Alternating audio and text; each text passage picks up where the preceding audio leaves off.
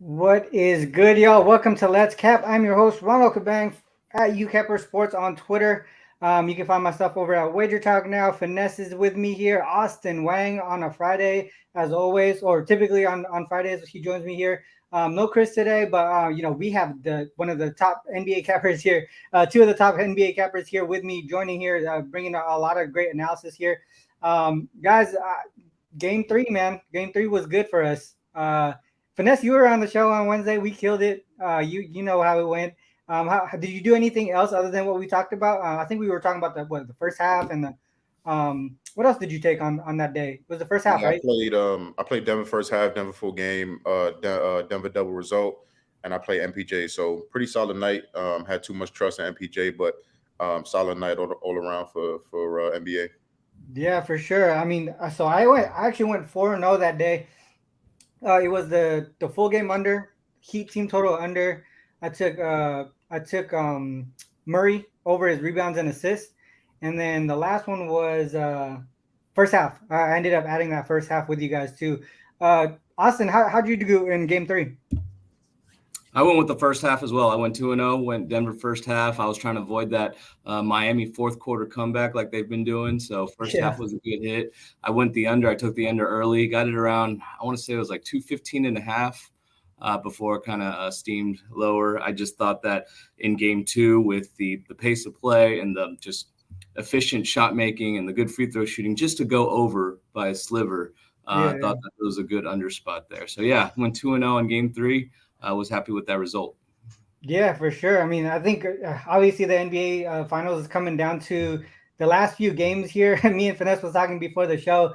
I think this game here, if Denver wins it, it might be over in five. It does make that makes a lot of sense. They close it out at home.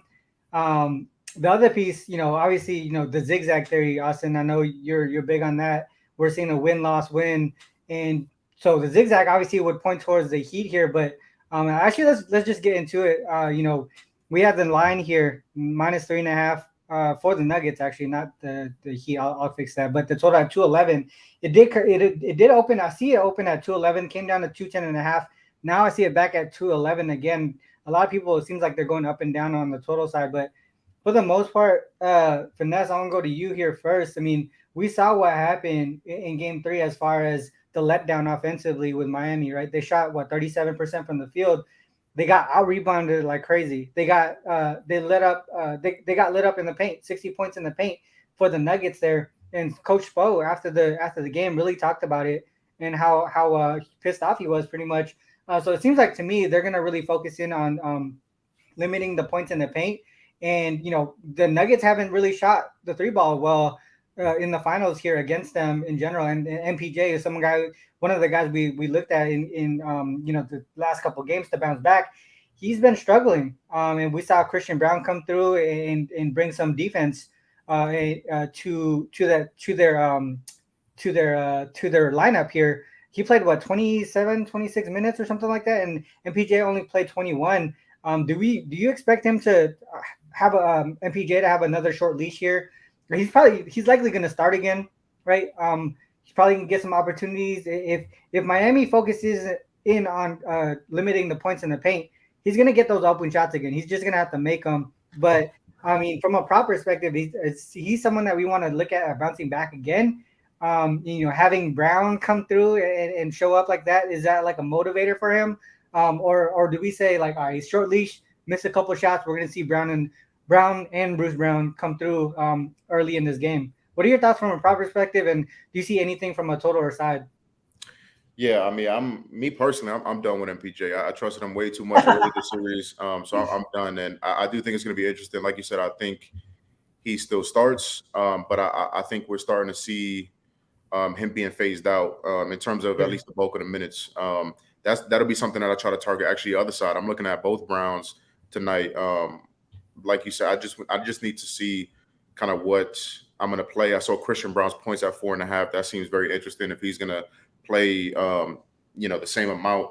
And yeah, I think we're starting to see these guys get phased out. Christian Braun, when he's got an opportunity, he's been electric, amazing on both Yeah. sides of the floor. You can't ignore that, right? It may just be a matchup where he plugs in best.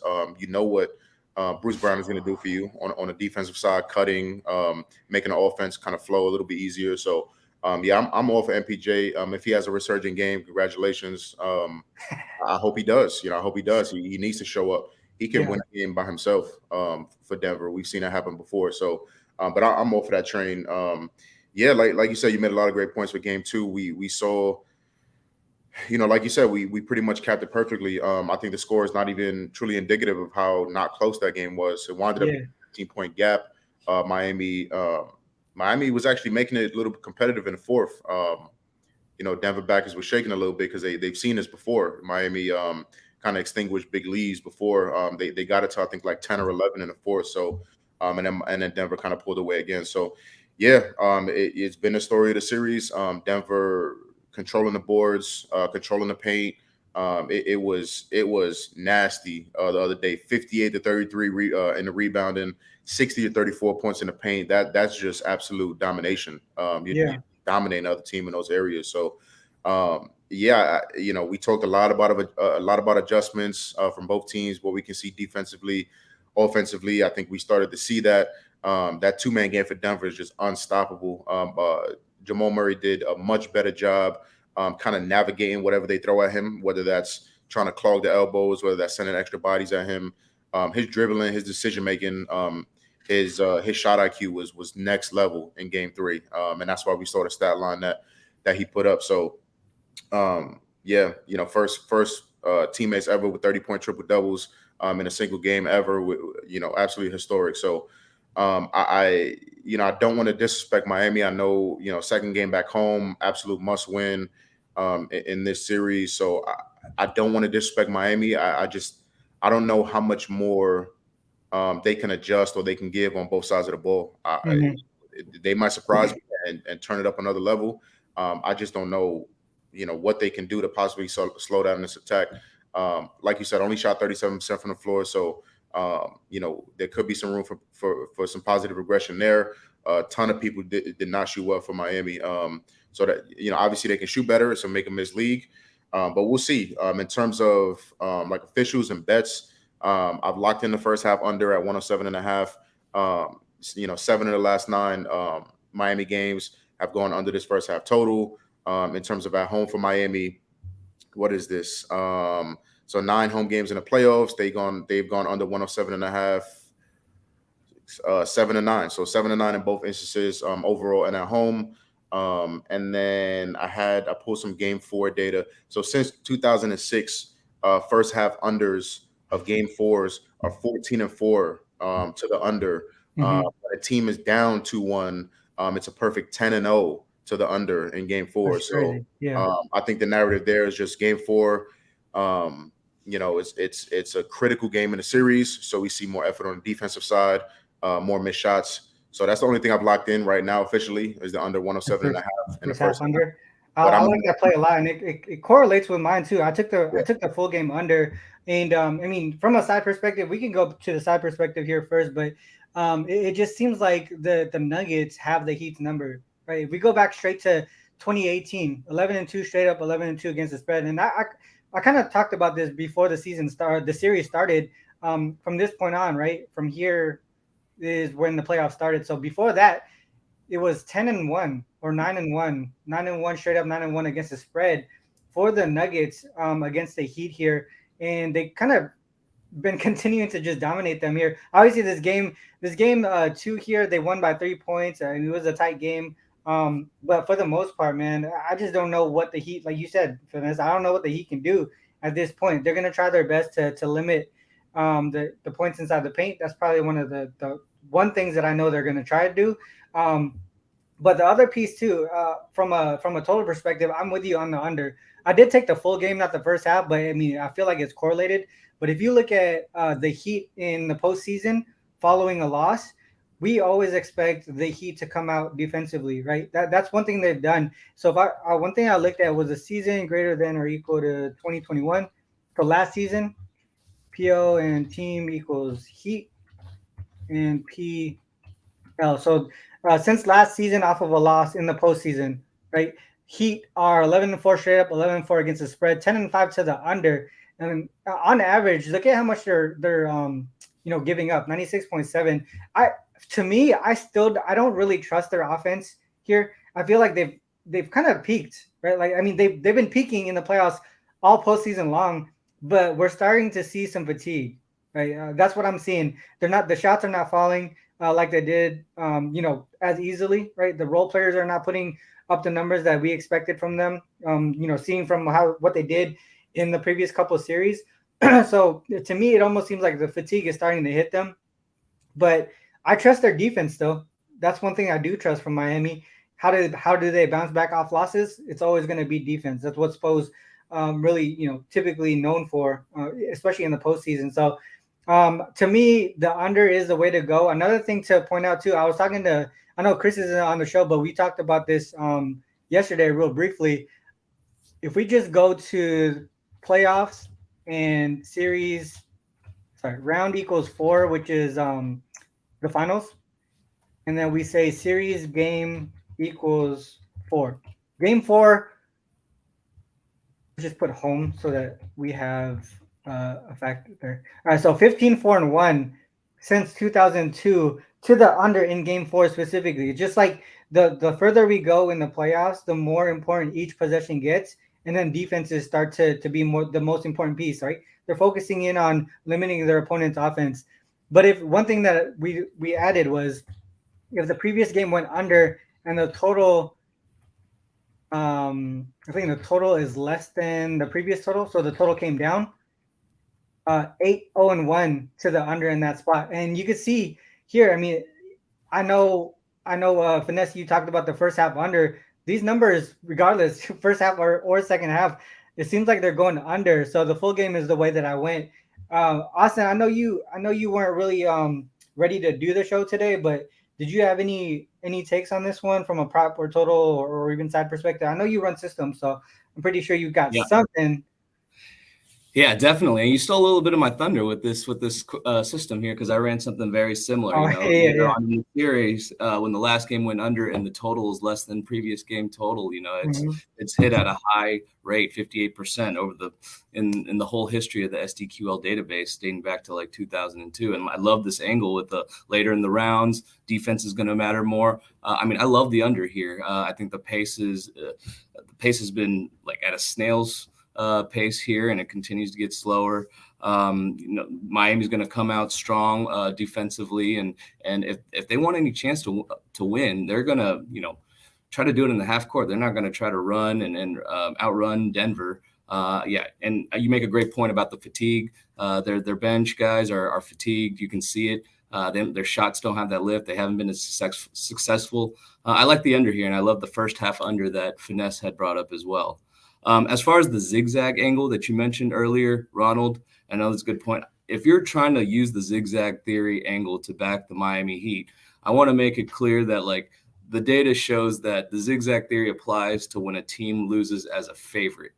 And the following game, they tend to bounce back really well. So like, for instance, Denver in game 3, they lost game 2 straight up as a favorite. That was a prime textbook zigzag spot in game 3 for Denver. And as you can see, they came out strong. They that 2-man game, like you said, with Murray and Jokic was unstoppable.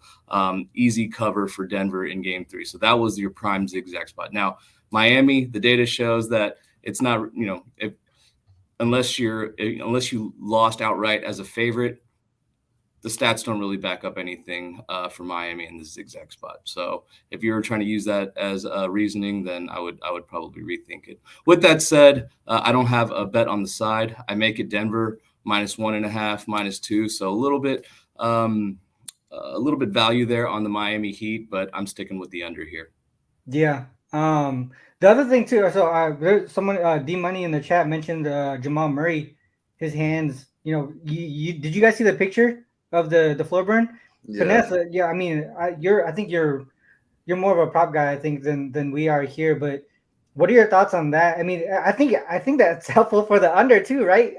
It should be helpful for the under for the most part. That was a nasty like burn. You can see that like the flesh like under his skin.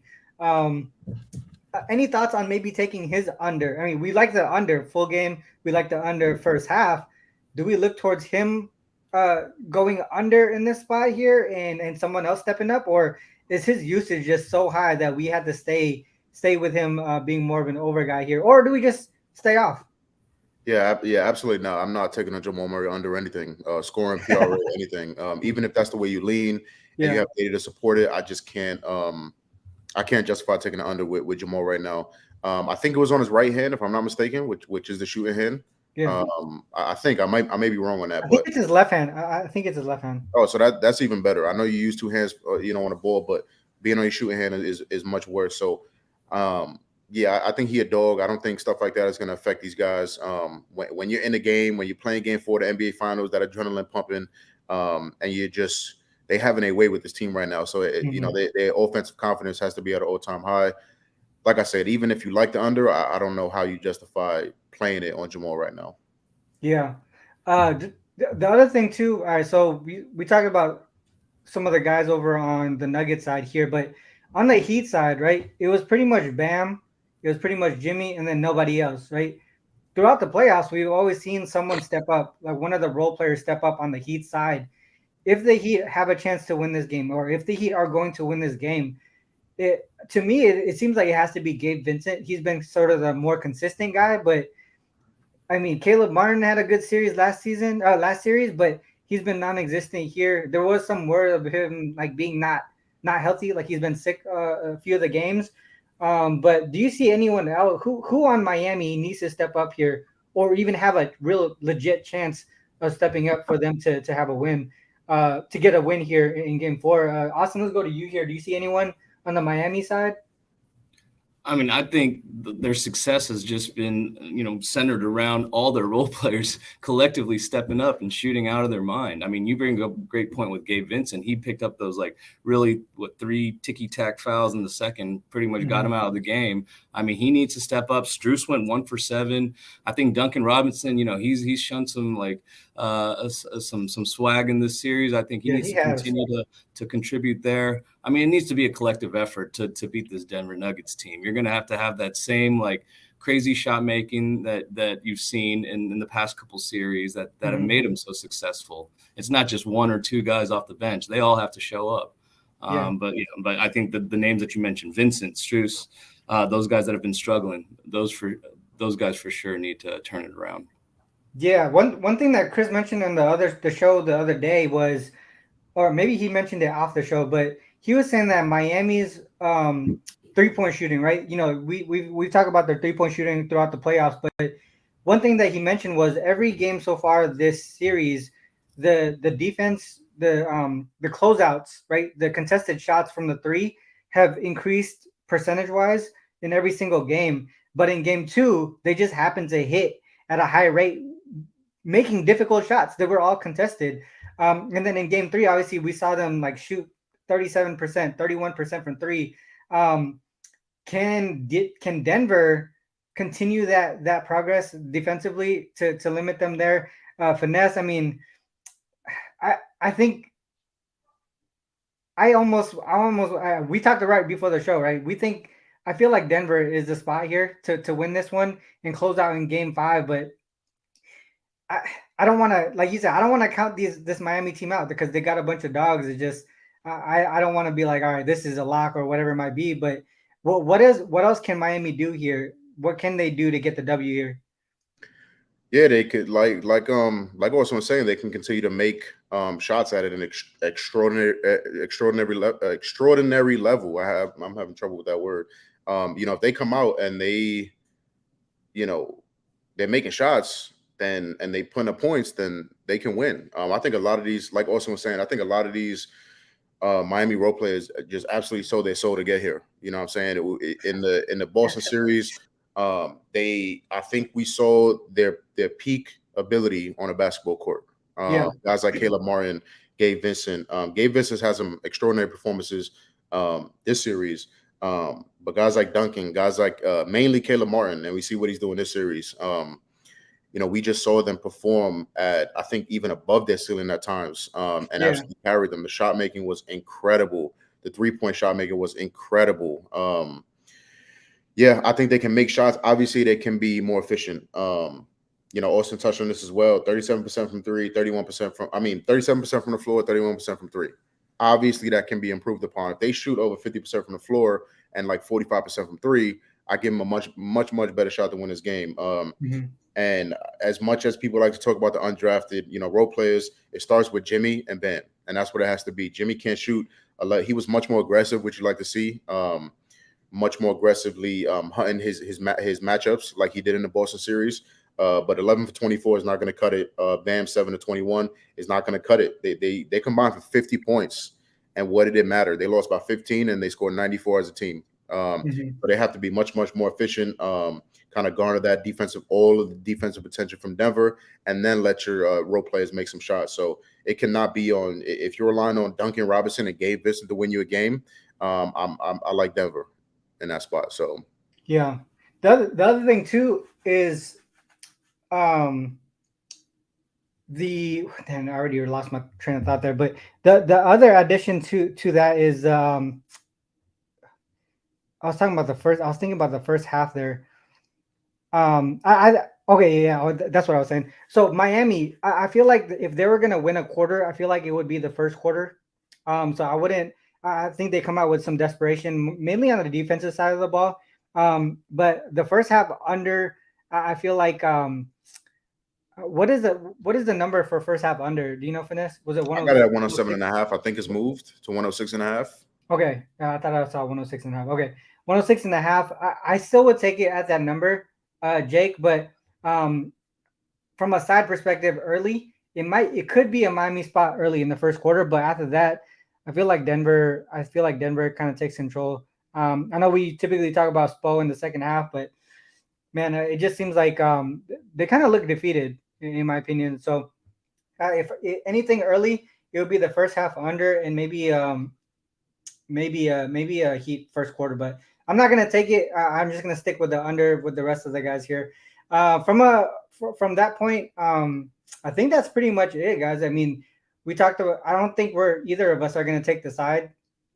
We all like the under. I know Finesse with the first half under. I like the full game. I think Austin's on the full game as well. Sometimes you just don't have to. I had 4 bets on game 3, and I'm gonna have 2 here. But it was a 5% play over at Wagertalk. People paid for it, so I can't get that out here. But the under is also a premium play that I'm giving that out here. The other thing too, I want to make sure that we talk about the WNBA here. I know Finesse, you don't touch on the WNBA, but Austin, did you run your systems or anything for WNBA? Yeah, I got a couple like just high level ones. Playing on the Sparks here, fading the sky off an overtime win. So yeah, I think that's pretty straightforward there. The line moved from -1.5 to -3.5. Yeah. I got it at -3. Hard for me to recommend a play now that it's moved so much, but certainly a situational angle that y'all can factor into your handicap. Fading a team off overtime win seems very straightforward, but been really successful over the years. Another one is backing the Mystics. They failed to cover in 5 consecutive games. So teams off a 5-game streak of not covering or more tend to do pretty well against the spread after the fact. And on top of that, Jewel Lloyd out for the Seattle Storm. So good opportunity for the Mystics to get it right. I like them in the first half. I think they've been historically a great first half team. So that's the angle I'm taking there rather than laying double digits on the road. Real quick on that game, because I was looking at that game with the Mystics and the Storm. What do you think? Do you think it got to the point where this could be with Lloyd being out for the Storm?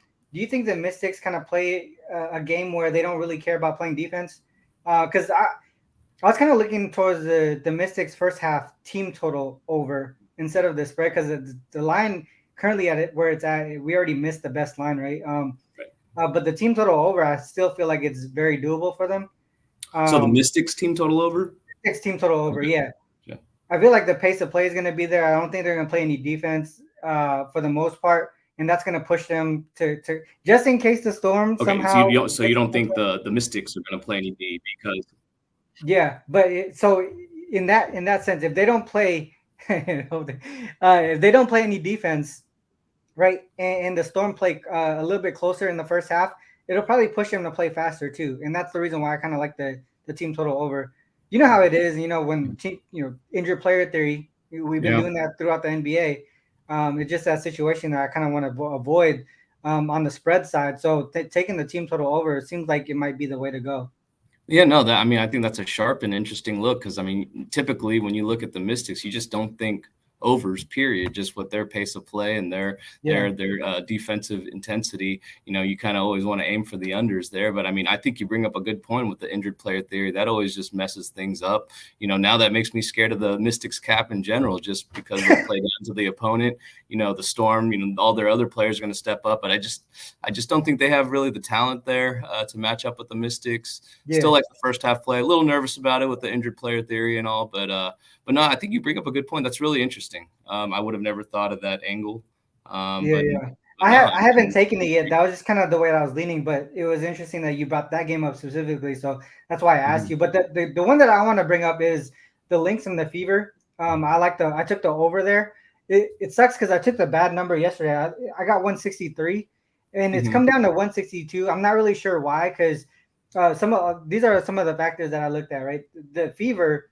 They started off 0-2. Obviously, I think they're 1-5 right now. But ever since the first two losses, their offense has been kind of crazy. They're number one in offensive rating in the last 4 games in the league. They've gone over their team total. Let me see.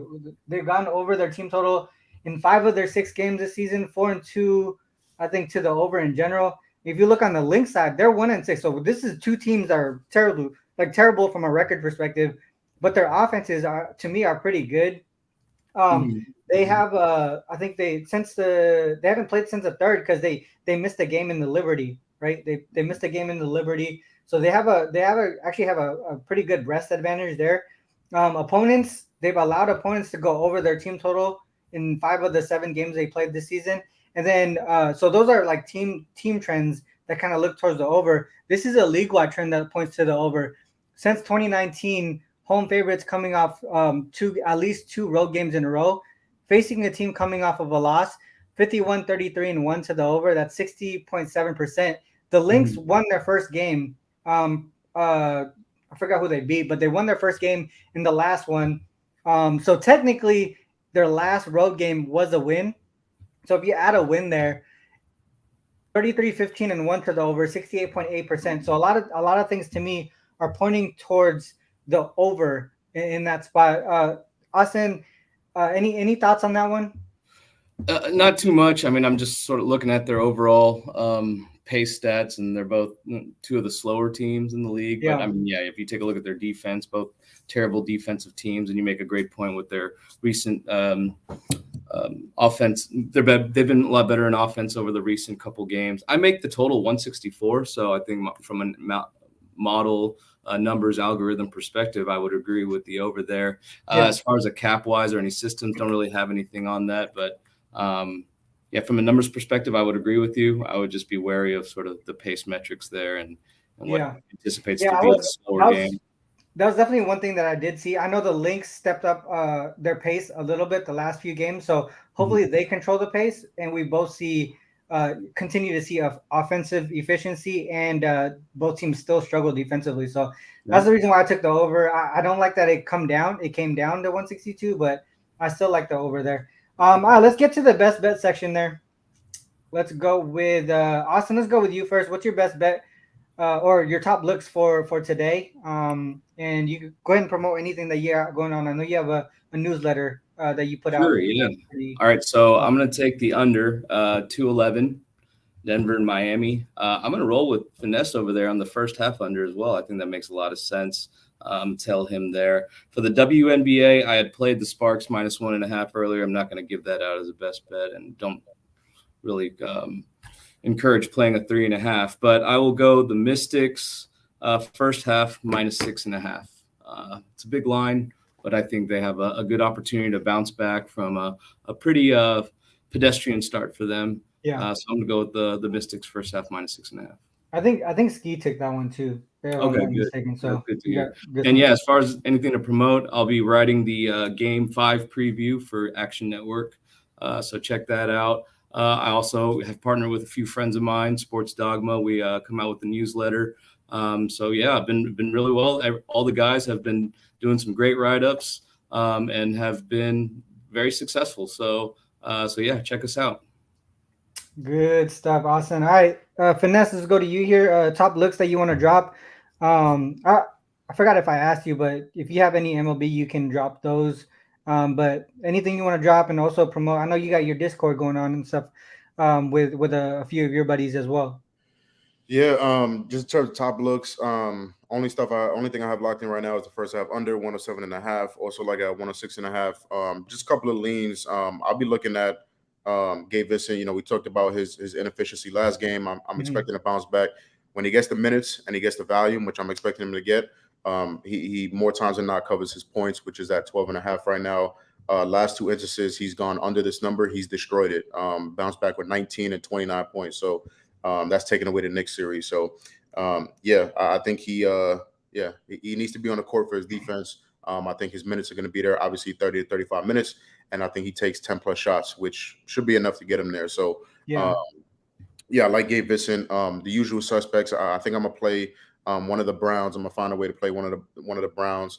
I'm gonna look at Jimmy's PRAs and I'm gonna look at Joker's PRAs for obvious reasons. So again, only thing I locked in first half under 107.5. In terms of stuff to promote, if you guys want to know, like I said, I got a lot of leans. I'm still looking at stuff. If you guys want to know what I lock in, just follow me on Twitter, same little @ right here. If you guys are looking to kind of level up your game and take it a step further, we do offer a premium. That's on my page too. I'm not going to kind of dive too much into that, but yeah, always enjoy the show. Enjoyed Austin's presence as well, dropping gems. So yeah, I appreciate you guys. Should be another great game, and let's cash. Let's make a lot of money. Yeah, hopefully we kill it again like we did on Wednesday. So for today, I'll drop 2 plays here. The full game under 211. I'll probably ride with you guys on that first half as well. It almost seems like a trifecta under spot. Right? First quarter, first half, full game. But I'll take I took the full game under 211. I thought we were early. It went down to 2.5. I thought it was 210.5. I thought it was going to continue to go down, but now I'm seeing some 211.5. But I still like the full game under. Ride with you, like I said, on that first half under as well. And then in the WNBA, the Lynx Fever over is the one that I like the most. Some of the other looks in the WNBA that we didn't really talk about, I kind of lean towards the Mercury there. Also, who was the other one? The Dream as well. The Dream was the other spot that I like from their side. I think that's it. And then Mystics first half team total over was another lean. I'll probably throw something on that one. I kind of like it more than I talked about it. And then also lean towards the Sparks as well. All right, so that's everything, guys. We talked about the NBA, obviously, and then some stuff in the WNBA. Shout out to Finesse and Austin for coming through today. Game 5 on Monday, so I'll have another show on Monday. Good luck with everybody here this weekend. I mean, MLB going off, UFC, Finesse. I know you touched on the UFC. Actually, Finesse, man, hey, you got anything on UFC for this weekend? Yeah, we're gonna have a lot. I'll drop one real quick before we get out of here. Let's drop the spicy one. Fuck it. Let's drop the spicy one. Charles Oliveira plus 125. Charles Oliveira plus 125. Y'all must have forgot who Charles Oliveira is. Man. I can't believe this price tag. It's going to be a violent fight. It's not going a distance. Charles gets it done at plus money. Man, to think that you get a former champion at that number, especially, I mean, it's not like he I feel like he wants to get back to that level again. Yeah. And that's a good number. Plus 125 for a previous, obviously a former champion. I think that's a good spot there. I actually agree with you on that, so I might take that with you. All right. With that said, guys, obviously the end of the show. Make sure you hit the like and subscribe button. Make sure you guys check the links down low in the description. If you're on Twitter watching, make sure you hit the the like, retweet if you like what you saw here on the show. I mean, obviously it's a little bit different. We don't only just say the things that we talk about, but we also show it with the screen share, and we provide information and how to do things on Killer Sports and how to pull up that information. So if you guys like that stuff, make sure you guys share the show. And also, I always have to end the show like this, guys. Whether you fade us or follow us, it is on you guys to make that call. Good luck with our reaction. Till next time, peace.